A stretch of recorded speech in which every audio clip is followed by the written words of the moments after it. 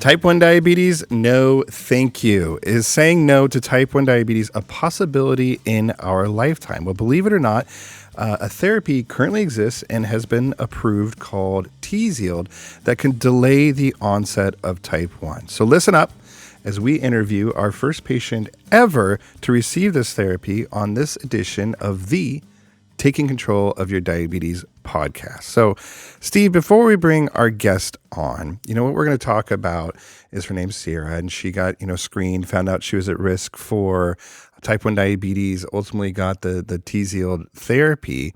And it occurred to me, how different her diagnosis is, or was, or maybe will be compared to ours, right? She had time to, or has time to kind of think about this and be educated on it. So remind everybody, what was it like way back when Steve Edelman came down with type 1? Okay, I'm going to make this short. I was officially diagnosed at age 15, but for about 6 months beforehand, I was thirsty, urinating a lot, lost tons of weight. And I was a chubby kid. My nickname was the Stump. Mm-hmm. But by the time I eventually went to the doctor, I was skinny. I loved it.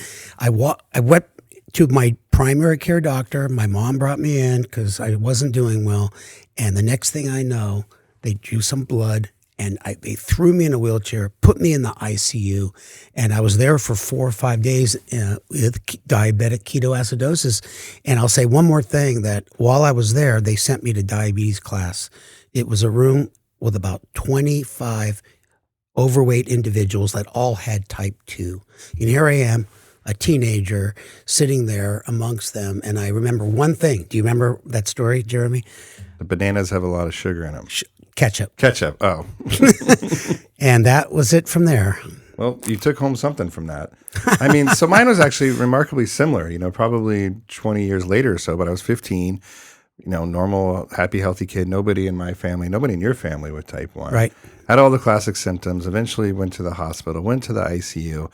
And I think for both of us, what a life-changing day, right? You go from maybe thinking you're a little sick, you're urinating, you're losing weight, I don't know, to guess what? You have this for the rest of your life. And now in the next couple of days, not only are we treating your DKA and saving your life, but we're educating you on how to, for me it was blood sugar, for you how to check your urine or whatever you dinosaurs did, how to take injections and all those kinds of things. Well, you went from eating a rack of ribs right to the ICU. That's true. I went from Chili's to the ICU in about 20 minutes.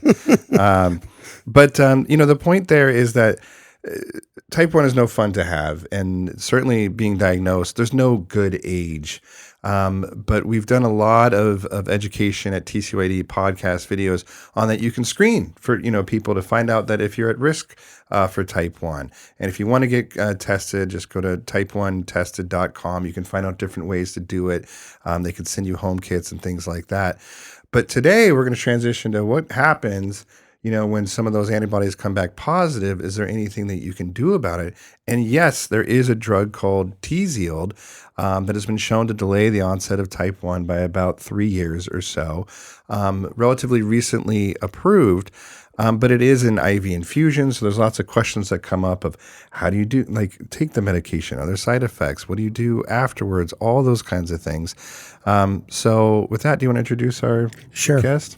Well, we have Sierra, and Sierra, I met Sierra while she was getting infused, but more than that, face-to-face several times at the VA hospital, because she is a Navy vet, and she continues to wear a continuous glucose monitor after she got infused, and is doing quite well. But she has 2 boys, and she has 4 relatives with type 1 diabetes, and is now just got her degree, accounting degree.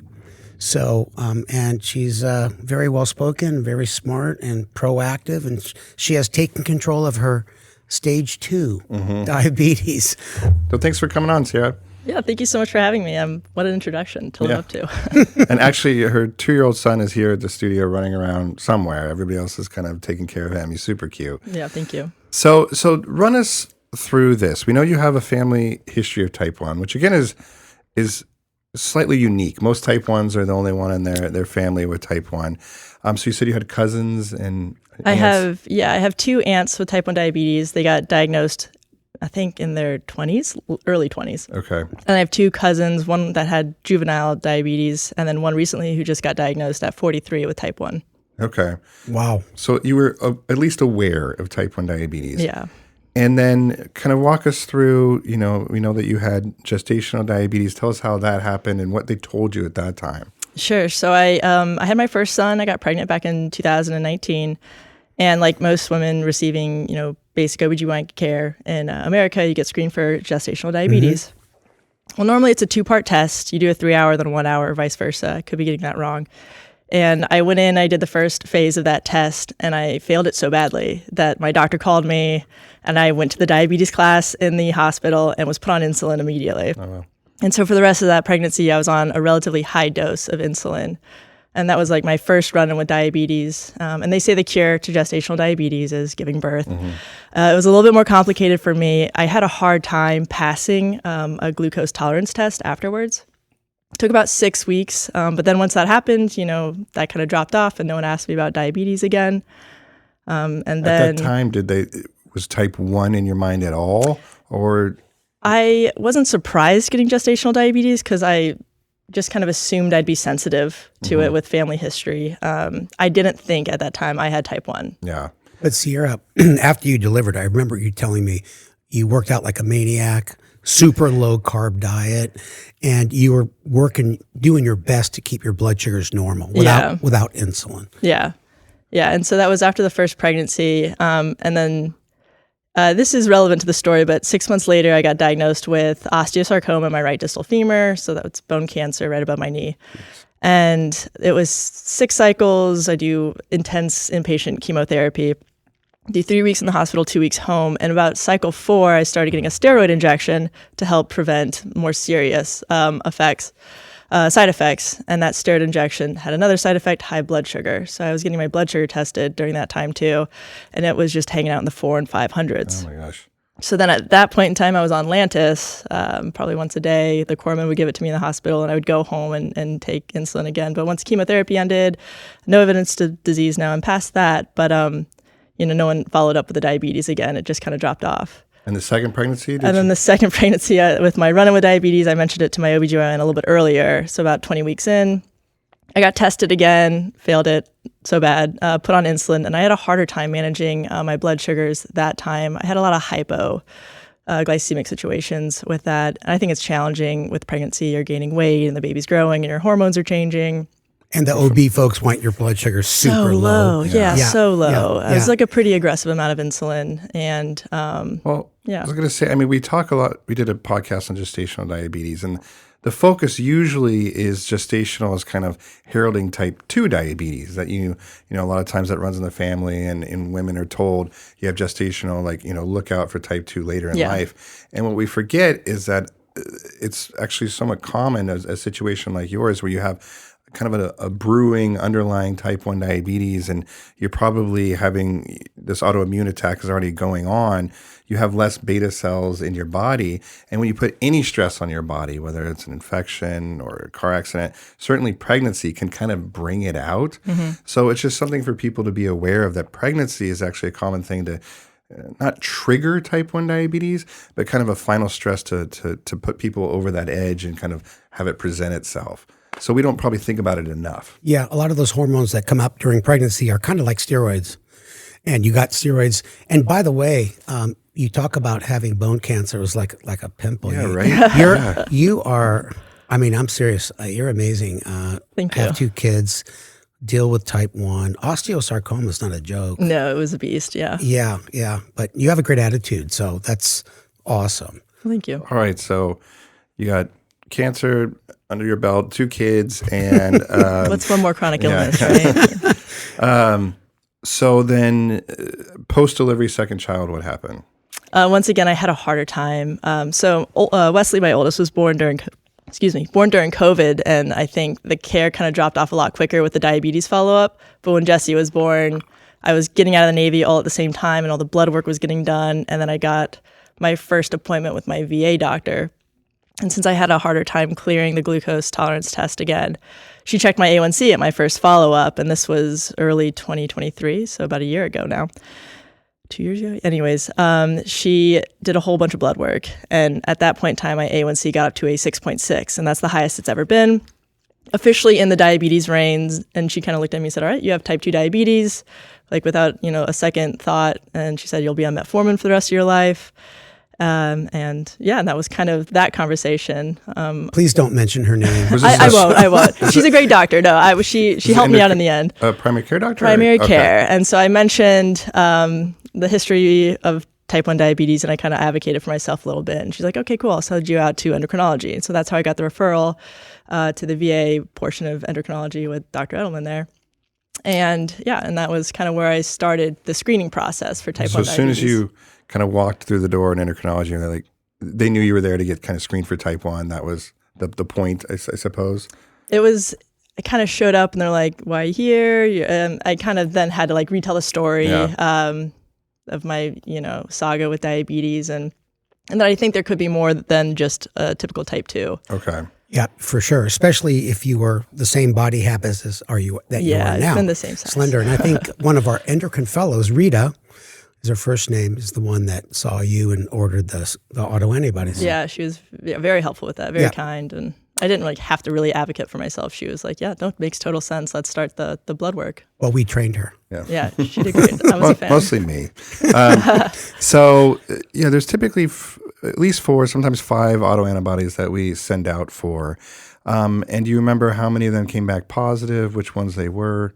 Sure. So I did the first round of screening, and my GADs were elevated, but the other 2, I think that were tested in that one, were in the normal range, so kind of inconclusive.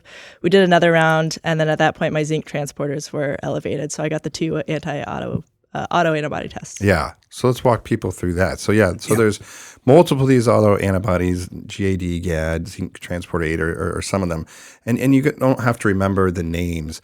The important thing is that once 2 or more of these become positive, we actually call that now type 1 diabetes. So your blood sugars may be normal, but this is a sign that the immune system is active. And we actually break this down into stages. We talk about this a lot in different podcasts, but stage 1, real quick, is you have 2 of these antibodies that are positive, but your blood sugars are completely normal. And your risk of getting type 1 at that point, or progressing on to needing insulin, is about 50% in the next 5 years. Once you get 2 of these antibodies positive and you had some abnormal blood sugars, that's usually starts as spikes after meals. That's what we call stage 2 type 1 diabetes. And now your risk of progressing is 75% in the next 5 years. And then finally, stage 3 is when people are typically diagnosed. And that's like Steve and I, when we got, when I went from Chili's to the ICU, that was stage 3, you kind of have type 1. So you're kind of in between, depending on what your blood sugars, were doing. So if you have the 2 antibodies positive, if your blood sugars are completely normal, you're stage 2. If they're stage 1. If they're slightly abnormal, that's stage 2. Now, does that sound right so far? Yeah. Could I add a little more? I think the stage 2, if you were a doctor, we'd be talking about what they call dysglycemia, where they did a glucose tolerance test and they're abnormal, but your A1C might be totally normal. You don't have any symptoms at all. And that's the stage that we're screening first degree relatives with right now. So it's the stages, I remember you telling me a long time ago, Jeremy, the stages are important for research purposes. Stage 3 is DKA, insulin, testing for the rest of your life. And I should say one more thing, that, you started off by saying, do you want type 1 diabetes? No, thanks. We tell our patients all the time, there's never been a better time to live with diabetes. There's great therapies, but you know what? I'd rather not have it. Yeah, I'd rather not have it. I thought you were going to say you wanted it or something. No, thanks. I'm not going to say that. So I remember Rita calling me because Tzield, we'll get into it, is indicated for people with stage 2. They have 2 antibodies positive, they have some dysglycemia, but they're not diabetic kind of yet. Right. So you're trying to prevent people from developing, let's just say, type 1 diabetes. But here you are with an A1C of 6.6, which is right on the cusp. Yeah. So what happened then? Did you have this conversation with Rita? Did she mention this drug? What happened next? At the time, no. I don't think it was on anyone's mind. I did get a call from her about a month later after one of my appointments with her, and she says, hey, there's this opportunity for this drug that could delay the onset of type 1 diabetes, the full onset. And I said, I'm very interested. Tell me more. And so she kind of went through the information of that process. And she said she thinks she could get the VA to pay for everything. Okay. Yeah, it's not cheap. No. I think it's worth it. But Yeah. like a lot of these new drugs that make a tremendous impact on your life, nothing's inexpensive Yeah, these I mean, days. if you paid out of pocket, it's $150,000, $200,000, something like that. But it's essentially a one-time dose. We'll get into that. So did they have to check your A1C again and get it under 6.5, or put you on a CGM or anything like that, or was it kind of close enough? By the time I got my 6.6, that was in January, and I did the infusions in May, I brought it down, I think, to a 6.4. Okay. Just on my own, kind of. then you're And they're like, all right, Yeah. like, good to go. Wow. Thanks. If they knew how inaccurate the A1C test is, now, Yeah. it can be 0.5 difference on either side. And I don't know how critical that was, and her advocating for me to get everything, approved. I think that was more behind the scenes that I wasn't super privy to. Yeah. Well, okay. So then somebody must have told you, look, okay, this is this drug. It's called Tzield. It's a 14-day IV course where you come in every day, you get the infusion. It's, half an hour to an hour of getting this IV medication. It's a mild immunosuppressive drug. And the way it works is to kind of tell the T cells that are killing your beta cells to chill out, essentially, like, take a break. These beta cells don't need to be killed. You should write a child's book on this. Yeah. But I can imagine if I were you, it's okay, like an IV, and I got to come for 2 weeks, and, it's an immunosuppressive drug. That doesn't sound great. Like, what questions, concerns, or were you just like, I'm in? Like, where were you at? I've had some pretty intense IV therapy in my life, so I wasn't too hesitant with that aspect of it. It was a bit of a time commitment for sure, going into a hospital for 14 days in a row. And it's not just the infusions itself. I would do blood draws, and then we'd have to wait for the results of those blood draws. So that would take about 2 hours. And then we do the infusion, where it would take probably closer to 45 minutes each time. So that was for the first week. It got a little bit more streamlined the second week. But my initial questions were just like, how new is this? What's the realistic outcome? Things of that nature. Yeah, you know what? I'm glad you said that, because you don't just walk in and you're out in 30 minutes. Yeah. And what they do is they look at the blood work. Then they called me. They would have called Jeremy, but he was out of town on business. I just gave me your number. Yeah. And they would say, this is the lymphocyte count. This is the white blood cell count, to make sure everything was in line. And it was new for the nurses at the infusion center. Yeah. And new for the PharmDs that mixed it up based on your body weight. Yeah. So it sounds like 3 hours, and then maybe a little shorter as time went on. So the second week, one of the doctors gave the approval to do the previous day's blood draw. So I would do blood draw, then straight into the infusion. And then I wouldn't have to wait for the results to come back that day. Yeah. So, and that took a lot less time. when they did the clinical trials with these drugs, what they did is they measured people's blood counts and their chemistries like every single day. And so when the drug got approved, nobody really knew, is that completely necessary or not? Yeah. And we've learned since then that it's not. But since you were our first patient, and to be honest, one of the first people getting it clinically in the country, we wanted to be conservative and did it every single day. Yeah. Yeah, I understood my role was kind of pioneering this path, and so I wasn't upset by that. It was just, Well, you'd be surprised, Sierra. This drug's been around over 20 years.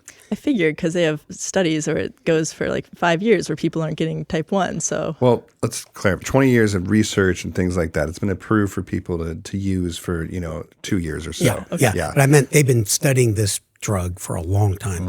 And around the world, it's been owned by like 4 different companies, and it's amazing though. It finally got its spotlight. And it's the first disease-modifying therapy for type 1. And I'm sure there'll be others. Jeremy's working on a lot of them. But it's relatively safe, at least the way I look at it. Yeah. So let's talk about that. So, some side effects. So you can tell us what you experienced, but, in the studies, they say people when they first start can get the kind of aches and pains, feel like they have a flu, these things. So for the first couple of days, first couple of days of infusion, we give people Tylenol, Benadryl to kind of help with that. So what was your experience of how you felt going through all that? Yeah, so I got the pre-infusion medication. I didn't really have any symptoms, I think, past that 5-day mark, I think 6 or 7, I started getting those flu-like symptoms. And it was just one night where I had the joint pain and like the bone achy feeling. And that passed overnight, and I was good to go in the morning. And I reported all that to the nurses, and they did the blood work, and I got approved to continue on because it is supposed to. My understanding is it works best if it's done consecutively for 14 days. Yeah. And, I don't want to put words in your mouth, but to me, I mean, that's worth it, right? Yeah. If you do 14 days, like nobody wants to take 14 days kind of out of their schedule. 14 days? Yeah. I mean, I had 14 days worth of like infusion marks up and down my arm, but I mean, those are just, that comes with it. Yeah. And if you can, I mean, we always talk about if you could delay, needing to take insulin by, a week, a month, I mean, that's all worth it. But certainly if you get into the years category, that I think really kind of pushes people towards therapy. Yeah. When Jeremy mentioned delay type 1 by 3 years, I mean, that's the average. So some people have not gotten type 1 after 7 to 8 years in that original study, and others got it sooner. So you just don't know. And they're doing more studies with this drug, correct Yes. me if I'm wrong. So so what is indicated for is to kind of delay the onset of type 1 diabetes. They've actually studied it now in people that have gotten type 1 diabetes, newly diagnosed, stage 3, post Chili's, baby back ribs, and infusing it to try to maintain whatever cells they have left. Because when people are diagnosed, they still have 10, 20% of their beta cells that are there. And those are worth saving. And there's a publication showing that it did work in terms of helping preserve insulin production over the year of treatment. It just hasn't gotten approved for that yet. But it could be very soon that we'll have kind of 2 indications. One, to potentially delay like you got it for, and the other, if, hey, you've already gotten diagnosed, it can like preserve your beta cells. And that's important because the reason that you're kind of rare, that like you're a first patient, is it's hard to find people at risk because you have to do the screening, and we don't have like, a public health mandate that everybody gets screened at a certain age or something like that. But it's very easy to find people when they've already been diagnosed, right? We all know when somebody has type 1.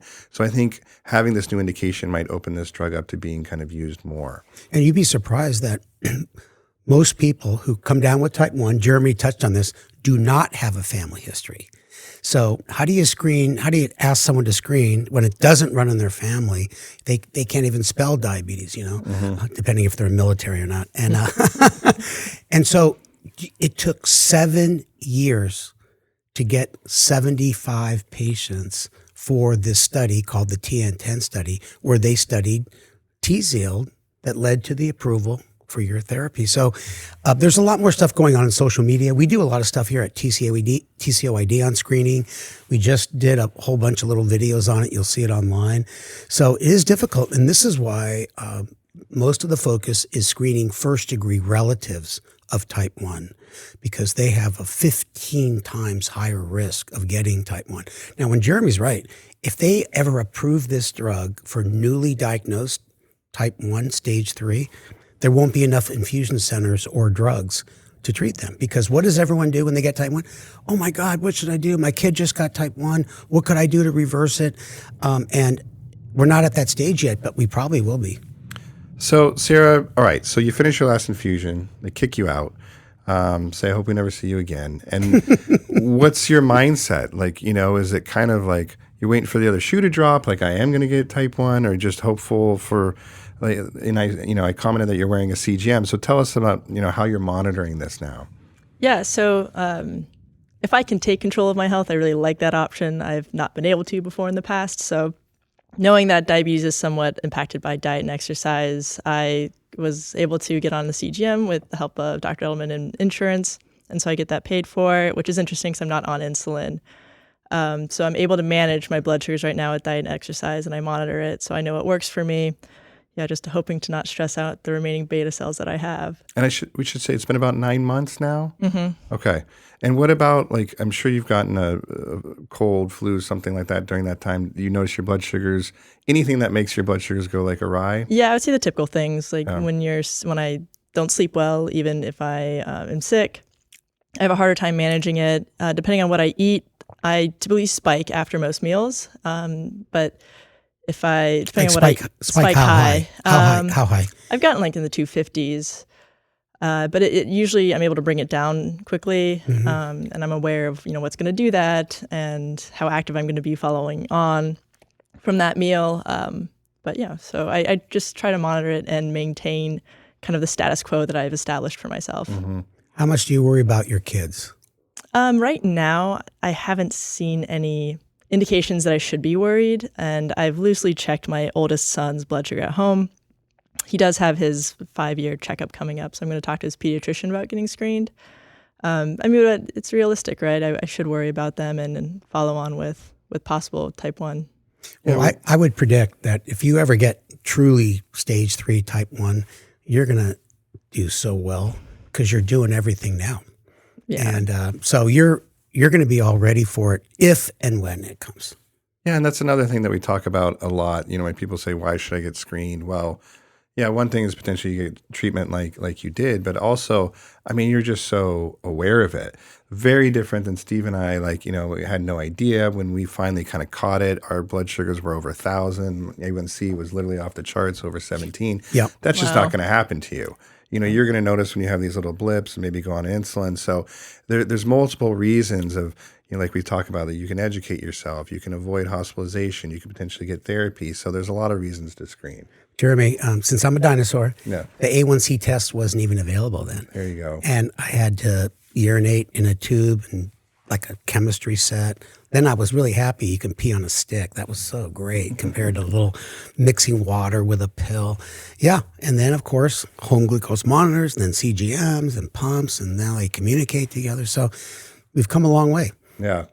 So speaking of screening, we talked about your kids a little bit. We were talking about your siblings. You have 3 siblings, and they have not been screened. And we were just talking a little bit about that. I mentioned the website type1tested.com, where you can actually get home kits sent and do like finger pokes and send that in and get your antibody results. Do you think they'd be willing to do that if it was something? Yeah, I think so, especially if it's straightforward? a home test, Yeah. easy to, what's the excuse then, right? Right. Well, did they tell you why they don't want to test? Because it's kind of like it runs in your family. We've always been thinking about why people do not want to test when they have a high risk, or people who have kids and don't want to test their kids. And those folks have type 1 themselves. So there's a lot of psychology involved. My sister plans to. I'm busy. It's hard to get seen by the doctor. They're both active duty Navy, so all that kind of takes time anyways. My older brother, if he listens to this, he's just a bit on the lazy side, I think. I love him. I just need to bug him a little bit more about it, I think, to tell him hey, this is serious. It's happening to me. You should be aware of this. Yeah. I think that's maybe an easier conversation to have with siblings. Just do it. The kids, I think there's a lot more that goes into it. I've thought about it a lot with my kids, and I think there's potentially more guilt associated if one of them becomes positive. Gosh, should I give this to them? Do I really want to know? Can I just monitor symptoms? These kinds of things. So it's a very, very personal situation and decision. Totally. And I've talked about too that I ordered a home kit for my oldest son probably years ago. And it sounds easy, it's to do these finger pokes, and it is, but you really got to milk quite a bit of blood on Plus, these. fingers are so small. Yeah. And he couldn't do it. He freaked out. So I eventually did go to the doctor, and he had to get a blood draw for other reasons and got that kind of added on. So ironically, an actual venipuncture was easier for him. But man, I sweated when those results came back, and they came back one by one, on the electronic medical record, and it's new result available, and it's just here we go. Yeah. And so knock on wood, he was negative, but now I've got to think about doing the little guy. But it's anxiety provoking for sure. When Cooper, Jeremy's oldest son, was less than 8, he wasn't a candidate for Tzield. So you're going to test your kid, there's not much you can do about it other than just be knowledgeable. Yeah. And we didn't say that Tzield, is only approved for 8 and over. So that's another consideration if people are when should I test? We really are targeting kind of preschool age, around the age 5. We think that there's something that happens when kids go to school and they're exposed to different viruses and things like that. There's a real kind of bump in incidence then. And then around the ages 11, 12 is another kind of bump. But if you test them at 5 and there's nothing that you can kind of quote unquote do about it, then maybe parents want to wait till 8 or, so it's again, it's it's a moving target and discussion. Being knowledgeable is so important because even if someone screens their kid and they say, no, this study's not for my child, they're already getting educated about the signs and symptoms of stage 3 or type 1 diabetes, and then they don't have to crash and burn. And that data has been out there, So I should say one quick thing before I forget, Jeremy. You mentioned the cost. It's quite expensive, but I want our listeners and viewers, now that we're on YouTube, to know that there's a whole staff of people that help people get their insurance to approve it, and there's co-pays. There's all kinds of ways to get Tzield.